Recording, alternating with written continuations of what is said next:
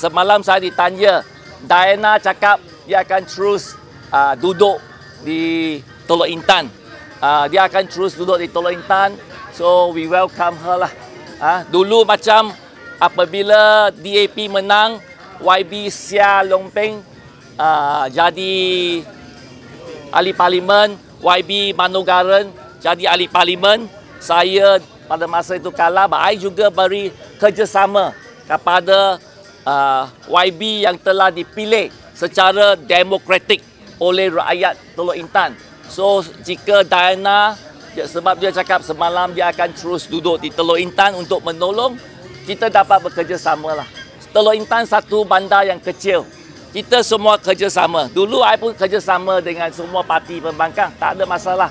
So jika Diana hendak tolong dalam pembangunan, most welcome. We can work, or everybody can work together. Oh, kamu esok. Terima kasih. Terima kasih Sokong Barisan Nasional. Terima kasih ya. Bagus. Buat ya. Kampung.